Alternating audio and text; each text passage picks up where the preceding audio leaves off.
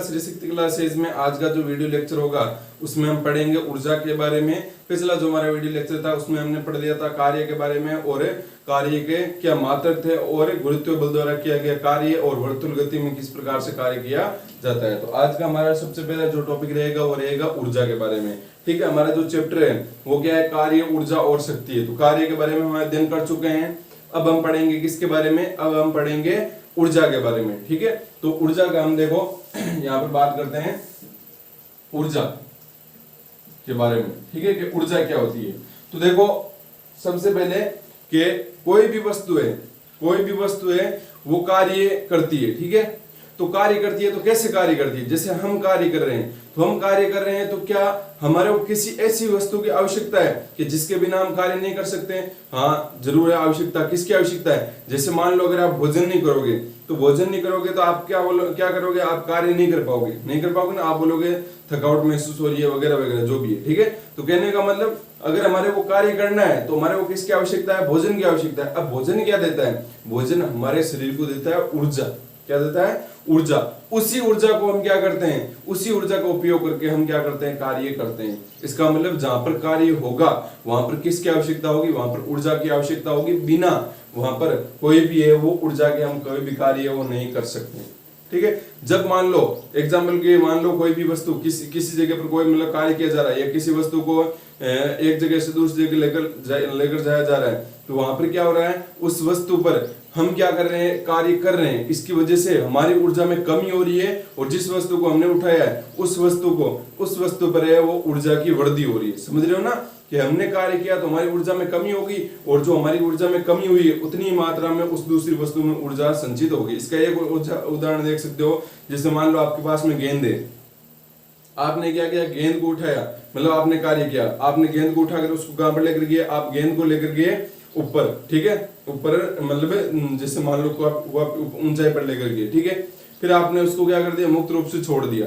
ठीक है, तो फिर आप क्या देखोगे, जो गेंद है वो क्या करेगी, धीरे धीरे नीचे आएगी। ऐसे बोल सकते हो गेंद को आपने ऊपर फेंका। ठीक है, तो ऊपर फेंकने पर आपको क्या हुआ, कुछ ना कुछ कार्य करना पड़ा, आपकी ऊर्जा में क्या हुई, कमी हुई।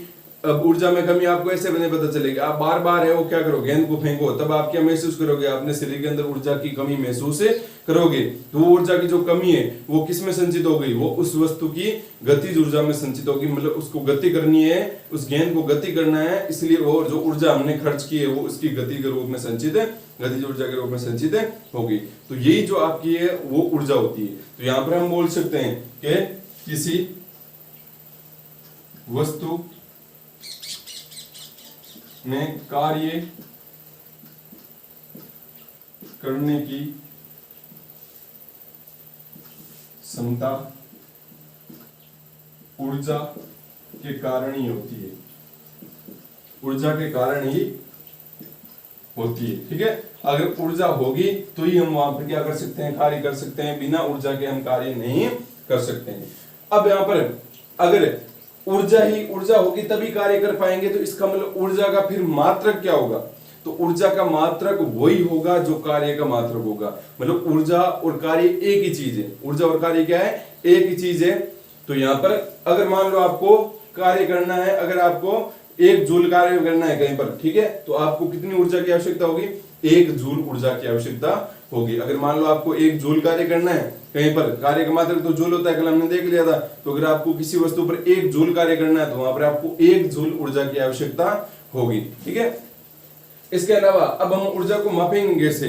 ठीक है, ऊर्जा को किस प्रकार से मापेंगे, मान लो आपकी ऊर्जा मापनी है कि आपके अंदर कितनी ऊर्जा है, तो कैसे मापोगे ऊर्जा, कोई मीटर थोड़ी होता है कि ऐसे माप लिया, कोई लंबाई थोड़ी है कि जैसे माप लिया, ऐसे नहीं माप सकते ना। तो फिर किस प्रकार से आप मापोगे, तो आपके पास में कितनी ऊर्जा है, तो इसका आप क्या करोगे, जब प्रदर्शन करोगे, प्रदर्शन करने का मतलब जब आप कार्य करोगे तब आपको पता चलेगा कि आपके अंदर कितनी ऊर्जा है। इसका मतलब जब भी आपको ऊर्जा निकालनी है तो वहां पर आपको क्या करना पड़ेगा, कार्य करना पड़ेगा। ठीक है, एग्जाम्पल के लिए मान लो वही कि मान लो एक पत्थर है, ठीक है, उस पत्थर को आपको खिसकाना है, मान लो आपको 5 मीटर खिसकाना है, तो आपको चेक करना है कि आपके अंदर कितनी ऊर्जा, या फिर उसको 5 मीटर खिसकाने में कितनी ऊर्जा आपकी खपत हुई। तो आपको क्या करना पड़ेगा, पहले उस पत्थर को खिसकाना तो पड़ेगा ना, बिना उसको खिसकाए आप कैसे ज्ञात कर सकते हो कि आपके पास में कितनी ऊर्जा है।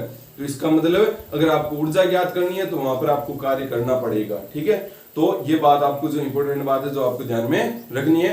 ऊर्जा के बारे में हमने देख लिया कि असल में ऊर्जा है वो क्या होती है। ऊर्जा का वही मात्रक होता है जो कार्य का मात्रक होता है। ऊर्जा को अगर ज्ञात करना है तो आपको पहले करना पड़ेगा कार्य, बिना कार्य ऊर्जा ज्ञात नहीं होगी। तो ये जो मुख्य मुख्य बातें मैंने आपको बता दी। अब यहाँ पर पढ़ेंगे ऊर्जा के विभिन्न रूप। ऊर्जा कितने प्रकार की होती है, ऊर्जा के विभिन्न रूप या ऊर्जा के प्रकार लिख दो यहाँ पर। ऊर्जा के प्रकार, ऊर्जा के प्रकार कि ऊर्जा है वो कितने प्रकार की होती है। तो आप दैनिक जीवन में देखते हो ऊर्जा बहुत सारे प्रकार की होती है। कौन कौन सी होती है? यांत्रिक ऊर्जा होगी। यांत्रिक ऊर्जा मतलब मैकेनिकल, मतलब जो आपकी गति करते हो या मतलब जब आप स्थिर होते हो तो वहां पर जो ऊर्जा आती है वो आपकी यांत्रिक ऊर्जा होती है। इसके अलावा जैसे मान लो विद्युत ऊर्जा, हमने पिछले चैप्टर में बात की है, ठीक है, विद्युत ऊर्जा होगी, ठीक है। और कौन सी होगी? उष्मा ऊर्जा होगी। उष्मा हो गई आपकी, साथ साथ में आपकी पवन ऊर्जा होगी, ठीक है। और इसके अलावा नाभिकीय ऊर्जा होगी, रासायनिक ऊर्जा होगी। तो ऊर्जा के बहुत सारे ऐसे उदाहरण हैं, ठीक है। तो ऊर्जा क्या होती है? विभिन्न प्रकार की होती है। लेकिन ध्यान रखना, कभी भी ऊर्जा को हम उत्पन्न नहीं कर सकते हैं, ना ही उसको हम क्या कर सकते हैं, नष्ट करेंगे। आगे हम हमारा जो टॉपिक है वो आएगा ये, ठीक है। मतलब ऊर्जा है वो हमेशा संरक्षित रहती है। ऊर्जा को ना तो हम उत्पन्न कर सकते हैं और ना ही हम नष्ट कर सकते हैं। मतलब नई ऊर्जा हम नहीं बना सकते हैं और ना ही हम उस नई जो भी ऊर्जा उसको नष्ट कर सकते हैं। ऊर्जा को केवल एक रूप से दूसरे रूप में परिवर्तित किया जा सकता है। ऊर्जा को केवल एक रूप से दूसरे रूप में परिवर्तित किया जा सकता है। ये बात आपको ध्यान में रखनी है, ठीक है। कैसे परिवर्तित किया जा सकता है? जैसे वही कि मान लो आपके पीछे से मान लो जो करंट है, मतलब विद्युत ऊर्जा आ रही है और आपने एक बल्ब लगा दिया, तो बल्ब ने क्या किया? कोई नई ऊर्जा उत्पन्न थोड़ी की, प्रकाश ऊर्जा नहीं थोड़ी उत्पन्न की। उसने क्या किया? विद्युत ऊर्जा को ही किस में बदल दिया? प्रकाश ऊर्जा में बदल दिया। बस उसने रूप को चेंज किया यहाँ पर, ठीक है। उसके कार्य करने की जो तरीका उसको चेंज किया यहाँ पर, ठीक है। कोई नई ऊर्जा वो उत्पन्न नहीं हुई है। तो ये भी इंपॉर्टेंट बात आपको ध्यान रखनी है। ये ऊर्जा संरक्षण का नियम होता है कि ऊर्जा को ना तो उत्पन्न कर सकते हैं ना ही नष्ट कर सकते हैं। तो ऊर्जा के विभिन्न प्रकार के रूप होते हैं। तो विभिन्न प्रकार के रूप जैसे कौन कौन से? यांत्रिक ऊर्जा हो गया, ये मान लो यांत्रिक ऊर्जा। दूसरा मान लो होगी उष्मा ऊर्जा। तीसरा रासायनिक ऊर्जा। चौथा रासायनिक ऊर्जा लिख देता हूं। चौथा हो गया आपका नाभिकीय ऊर्जा, ठीक है। ऐसी बहुत सारी है मतलब ऊर्जाएं हैं। मैं आपको कुछ इंपोर्टेंट जो है उन्हीं के बारे में यहाँ पर बताऊंगा। तो यहाँ पर देखो सबसे पहले बात करते हैं यांत्रिक ऊर्जा। किसकी? यांत्रिक ऊर्जा। तो यांत्रिक ऊर्जा कब आती है? तो कोई भी वस्तु है जब गति करती है या किसी भी वस्तु जब वो स्थिर होती है तब उसमें जो ऊर्जा संचित होती है उसी को हम यांत्रिक ऊर्जा कहते हैं। मतलब कोई भी वस्तु जब गति करेगी और स्थिर रहेगी तब उसमें जो ऊर्जा होगी उसी को हम कहेंगे यांत्रिक ऊर्जा। कहने का मतलब जो यांत्रिक ऊर्जा होती है वो यांत्रिक ऊर्जा होती है आपकी गतिज ऊर्जा प्लस स्थितिज ऊर्जा। इसके बारे में अध्ययन करेंगे कि गतिज ऊर्जा और स्थितिज ऊर्जा क्या होती है। गतिज ऊर्जा वो जो किसी वस्तु में गति कारण संचित होती है। स्थितिज ऊर्जा वो जो किसी वस्तु में मतलब स्थिर अवस्था में होने के कारण संचित होती है, ठीक है। जैसे मान लो आप एग्जाम्पल के लिए मान लो कोई एक गेंद है, ठीक है, वो कहीं किसी जगह पर स्थिर है, ठीक है, कहीं पर पड़ी है।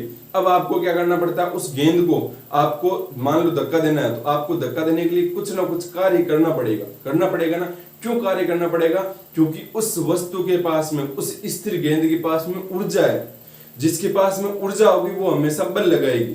ध्यान रखना क्या चीज बोल रहा हूं कि जिसके पास में ऊर्जा होगी वो हमेशा बल लगाएगी, फोर्स लगाएगी। जिसके पास में ऊर्जा ही नहीं होगी वो फोर्स नहीं लगा सकती कोई भी वस्तु है। तो गेंद थी, गेंद स्थिर अवस्था में थी। इसका मतलब अगर उसको हमारे को आगे खिसकाना है तो इसका मतलब हमारे को कुछ ना कुछ कार्य करना पड़ा, हमें बल लगाना पड़ा है। क्यों बल लगाना पड़ा? क्योंकि सामने वाला बल लगा रहा था ना। इसका मतलब कोई भी वस्तु स्थिर है तब भी उसमें क्या आती है? वहां पर ऊर्जा रहती है, ठीक है। आपको किसी को धक्का मारना है, ठीक है, धक्का मारना नहीं है, धक्का मारना है तो धक्का मारने के लिए भी आपको क्या करना पड़ेगा? फोर्स लगाना पड़ेगा ना, बल लगाना पड़ेगा। क्यों? क्योंकि सामने वाले के पास में भी क्या है? ऊर्जा है, स्थिर ऊर्जा है, स्थितिज ऊर्जा है। उसी के कारण आपको कार्य करना पड़ेगा। मतलब जिसके पास में ऊर्जा वो बल लगाएगा और जिसको बल लगाएगा वो क्या करेगा? कार्य करेगा, ठीक है। तो ये सारी बातें रिलेटेड है जो आपको ध्यान में रखनी है। तो यांत्रिक ऊर्जा क्या होती है? किसी वस्तु में उसकी गति के कारण या स्थिर अवस्था के कारण जो ऊर्जा संचित होती है उसी को हम कहते हैं यांत्रिक ऊर्जा कहते हैं। जितनी भी ऊर्जाओं के रूप है ना वो सारे के सारे इन दो ऊर्जाओं के रूप में, मतलब गतिज ऊर्जा और स्थिर ऊर्जा के रूप में रहती है। जैसे विद्युत ऊर्जा है, तो विद्युत ऊर्जा कैसे कैसे उत्पन्न होती है बताओ, विद्युत ऊर्जा कैसे उत्पन्न होगी मेरे को बताओ एक बार। जैसे हमने पिछले चैप्टर में पढ़ा है कि जब भी इलेक्ट्रॉन क्या करते हैं, गति करते हैं, इलेक्ट्रॉन के प्रवाह की दर कोई वहां पर विद्युत धारा कहते हैं, और विद्युत धारा क्या होती है, विद्युत ऊर्जा होती है ना। इसका मतलब इलेक्ट्रॉन अगर प्रवाह कर रहे हैं, विभव के अंतर के कारण प्रवाह कर रहे हैं, तो मतलब गति कर रहे हैं ना, तो इलेक्ट्रॉन की गति के कारण कौन उत्पन्न हो रही है, विद्युत ऊर्जा उत्पन्न हो रही है ना। तो इसी वजह से जितनी भी ऊर्जा है वो सारी गतिज ऊर्जा और स्थिर ऊर्जा का ही अन्य रूप है। ठीक है, तो ये बात आपको ध्यान में रखनी है। यांत्रिक ऊर्जा हमने पढ़ ली, यांत्रिक ऊर्जा होती है आपकी गतिज ऊर्जा प्लस स्थिर ऊर्जा, मतलब किसी वस्तु में गति और उसकी स्थिति के कारण जो संचित ऊर्जा, उसी को हम यांत्रिक ऊर्जा कहते हैं। आगे बात करते हैं उष्मा ऊर्जा के बारे में।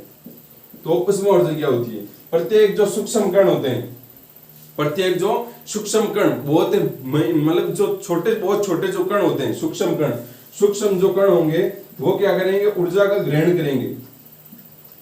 सूक्ष्म कण, सूक्ष्म कण जो होते हैं वो क्या करते हैं, ऊर्जा का ग्रहण करते हैं। क्या करते हैं, ऊर्जा का ग्रहण करेंगे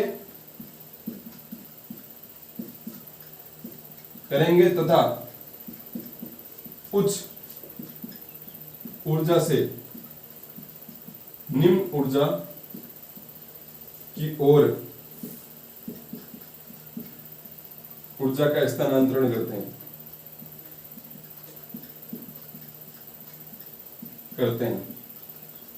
जो सूक्ष्म कण होते हैं वो क्या करते हैं, ऊर्जा का ग्रहण करते हैं और उच्च ऊर्जा से हमेशा क्या करते हैं, निम्न ऊर्जा की ओर, मतलब ऊर्जा का वो क्या करते हैं, स्थानांतरण करते हैं। इसका एक उदाहरण है जो आपकी बुक के अंदर दे रखा है, जैसे जो घरों के अंदर जो चिमनी बनी होती है, ठीक है, जिसके अंदर से मान लो चूल्हा है, चूल्हे से धुआं जाता है, या फिर जो भी गैस चूल्हा है वहां पर आजकल जो मॉडर्न टाइप की आ रही है जो चिमनी बोलते हैं उनको, तो वहां से आप क्या देखोगे कि जो चिमनी के पास वाली स्थिति है, जगह है, वहां पर क्या रहता है, चूल्हा जलता है या जो भी गैस जलता है, तो उसकी वजह से वहां पर क्या होता है, बहुत अधिक मात्रा में हीट उत्पन्न हो जाती है, उष्मा उत्पन्न हो जाती है, गर्मी बहुत बढ़ जाती है ना, मतलब वहां पर उच्च ऊर्जा हो जाती है। तो उच्च होने की वजह से वहां पर जो सूक्ष्म कण है वो क्या कर लेते हैं, उष्मा को ग्रहण कर लेते हैं और वो उष्मा को कहां पर लेकर जाते हैं, निम्न ऊर्जा स्तर पर लेकर जाते हैं, मतलब निम्न जहां पर ऊर्जा निम्न है वहां पर लेकर जाते हैं। इस प्रकार से वो मतलब चिमनी वो कार्य करती है। ठीक है, आपने तो सोचा होगा बिल्कुल सिंपल है, जा रहा है ऊपर धुआं जा रहा है, तो ऐसा नहीं, हर चीज के पीछे है वो लॉजिक होता है, और वो लॉजिक यही है कि हमेशा उच्च जो ऊर्जा है वो हमेशा कैसे जाएगी, उच्च ऊर्जा से निम्न ऊर्जा की ओर जाएगी। इसका एक उदाहरण और भी देख सकते हो, जैसे मान लो एक कमरा है, उसके अंदर आपने एक गर्म पानी की बाल्टी रखी, एक ठंडे पानी की बाल्टी रखी, उस कमरे को पूरा चारों मेर से बंद कर दिया, प्रकाश वगैरह सारे उसमें बंद कर दिए, फिर आप कुछ देर के बाद में देखोगे, मान लो आप 15 मिनट के बाद में आए, तो आपने क्या देखा कि जो आपने पानी ठंडा रखा था वो कुछ गर्म हो गया, और जो पानी आपने है वो गर्म रखा था वो कुछ ठंडा हो गया। अब आपको इसमें से एक बात तो नॉर्मल लगेगी, क्या कि जो पानी है वो गर्म था वो ठंडा होने, आप बोलोगे हाँ जो गर्म होगा वो ठंडा तो हो गई, ठीक है, लेकिन जो ठंडा था वो गर्म कैसे हो गया, जो ठंडा था वो गर्म कैसे हो गया, ये बात तो है ना। तो वो इसका कारण क्या है कि वहां पर क्या होता है, उच्च ऊर्जा, मतलब जो गर्म पानी उसके पास ऊर्जा उच्च थी, ठंडे पानी के पास ऊर्जा कम थी, इसलिए ऊर्जा का स्थानांतरण हमेशा उच्च से निम्न की ओर होता है। धूप के अंदर आप कोई भी बाल्टी वगैरह रखते हो पानी से भरी हुई, तो आप क्या देखते हो, जो बाल्टी का पानी है वो गर्म होने लग जाता है। क्यों होने लग जाता है, क्योंकि ऊर्जा है, सूर्य से ऊर्जा आती है, और वो ऊर्जा, सूर्य की ऊर्जा बहुत उच्च होती है, और वो उच्च से किसकी तरफ आना चाहती है, हमेशा निम्न की तरफ आना चाहती है। तो यही है वो, मतलब क्या होते हैं आपके सारे वो कारण होते हैं। अब यही मतलब जो फ्रिज वगैरह होते हैं, उनके रेफ्रिजरेटर होते हैं, उनके वो काम करने का तरीका होता है। रेफ्रिजरेटर का कार्य क्या होता है, रेफ्रिजरेटर क्या कर देगा, अंदर की जो उच्च ऊर्जा है, ठीक है, उसको बाहर भेज देगा, ऊर्जा को सारी जो ऊर्जा होगी उच्च ऊर्जा उसको बाहर भेज देगा, तो वस्तु अपने आप क्या हो जाएगी, ठंडी हो जाएगी। ठीक है, तो ये बात है आपको ध्यान में रखनी है कि उष्मा ऊर्जा क्या होती है, कोई भी सूक्ष्म कण है वो ग्रहण करेगा और उच्च ऊर्जा से निम्न ऊर्जा की ओर स्थानांतरण करता है। अगली जो तीसरी आती है वो होती है रासायनिक ऊर्जा। तो जो भी रासायनिक प्रक्रिया होती है, ठीक है, रासायनिक अभिक्रिया होती है, तो रासायनिक अभिक्रियाओं के दौरान, रासायनिक अभिक्रियाओं के दौरान हमने बहुत सारी अभिक्रिया देखी ना, वहां पर हम देखा उष्माक्षेपीय अभिक्रिया, उष्माशोषीय अभिक्रिया।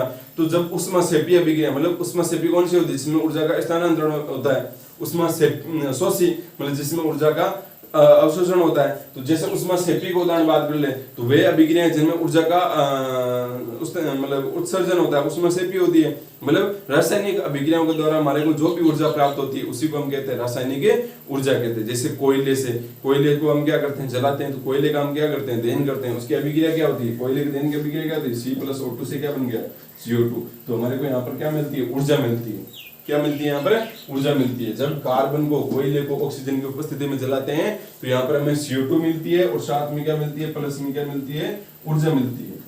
ठीक है, इसी का उपयोग जो पुराने जमाने में क्या होता था, जो रेलगाड़ी होती थी ना, इनको इंजन को चलाने के लिए वहां पर क्या किया जाता है, जो कोयला है उसको जलाया जाता था जिससे ऊर्जा उत्पन्न होती थी। ठीक है, और उसी ऊर्जा से वो इंजन वगैरह चलते थे। तो मतलब रासायनिक अभिक्रियाओं के द्वारा हमारे को क्या मिलती है, ऊर्जा मिलती है। आपकी जो फोन की बैटरी है, ठीक है, तो ये जो फोन की बैटरी है ये भी आपकी, इसके अंदर भी रासायनिक अभिक्रियाएं होती है और इन्हीं रासायनिक अभिक्रियाओं के बार बार होने से वहां पर क्या मिलती है, ऊर्जा मिलती है और इसी वजह से आप वो फोन देख पाते हो। ठीक है, क्योंकि ऊर्जा नहीं होगी तो फोन कैसे चलेगा, तो इसी वजह से ये होती है आपकी रासायनिक ऊर्जा। रासायनिक ऊर्जा क्या होती है, रासायनिक अभिक्रियाओं के द्वारा प्राप्त जो ऊर्जा होती है, रासायनिक अभिक्रियाओं के द्वारा, रासायनिक अभिक्रिया के द्वारा जो प्राप्त ऊर्जा है, द्वारा प्राप्त ऊर्जा को हम क्या कहते हैं, रासायनिक ऊर्जा कहते हैं। ठीक है, अब बात करते हैं अगली जो ऊर्जा है वो है आपकी नाभिकीय ऊर्जा।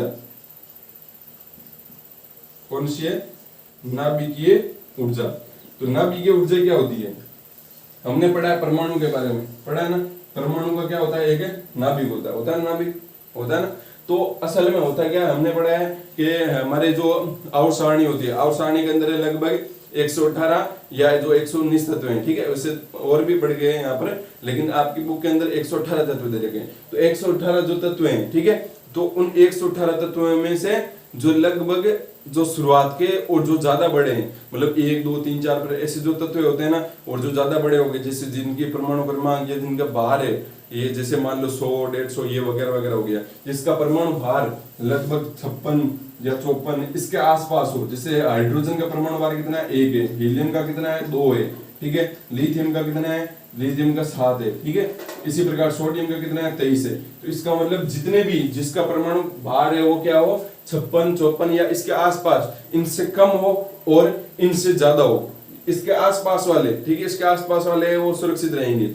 लेकिन अगर मान लो 56 से कम होने का मतलब लगभग जो आपके 30 या 20 से 20 जिनका परमाणु भार है वो 20 से कम होता है। ठीक है, जिनका परमाणु भार 20 से कम और जिनका परमाणु भार है वो 80 से ज्यादा, वो जितने भी परमाणु होते हैं वो अस्थायी होते हैं, मतलब वो स्थायी नहीं होते हैं, मतलब उनको हमें स्थायी नहीं रख सकते हैं। जैसे हाइड्रोजन है तो हाइड्रोजन स्थायी नहीं होता है, इसलिए हाइड्रोजन कभी भी मुक्त अवस्था में नहीं मिलता है, हमेशा हमारे को संयोजित होता हुआ मिलता है, मतलब H और H मिलकर।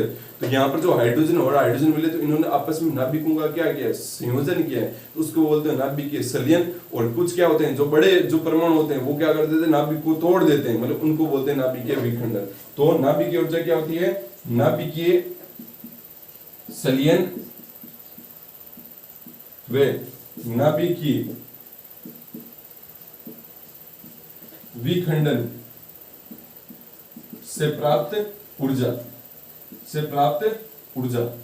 जो नाभिकीय विखंडन और नाभिकीय संलयन से प्राप्त जो ऊर्जा होगी उसी को हम क्या कहते हैं, नाभिकीय ऊर्जा कहते हैं। नाभिकीय संलयन मतलब नाभिकों का जुड़ना। कब जुड़ते हैं, जब परमाणु छोटे होते हैं, जैसे हाइड्रोजन और हाइड्रोजन ये बहुत छोटे परमाणु है, इसलिए यहाँ पर क्या होता है, इनके नाभिक आपस में जुड़ जाते हैं, तो उसको बोलते हैं नाभिकीय संलयन। और जब ये परमाणु जुड़ते हैं ना, जब ये इनके नाभिक जुड़ते हैं ना, तब बहुत अधिक मात्रा में ऊर्जा उत्पन्न होती है। इसी प्रकार से नाभिकीय विखंडन मतलब जब नाभिक बड़े परमाणु होते हैं तो उनके नाभिक वो अस्थायी हो जाते हैं, तो उनको तोड़ दिया जाता है, मतलब वो टूट जाते हैं, उसको बोलते हैं नाभिकीय विखंडन। और टूटते हैं जब नाभिक, तब भी वहां पर वो ऊर्जा उत्पन्न होती है। सूर्य में जो ऊर्जा होती है ना, सूर्य के अंदर आप सोचोगे सूर्य इतना, उसके पास में ऊर्जा कहां से आती है, तो सूर्य में ऊर्जा आती है, सूर्य में होता है नाभिकीय संलयन।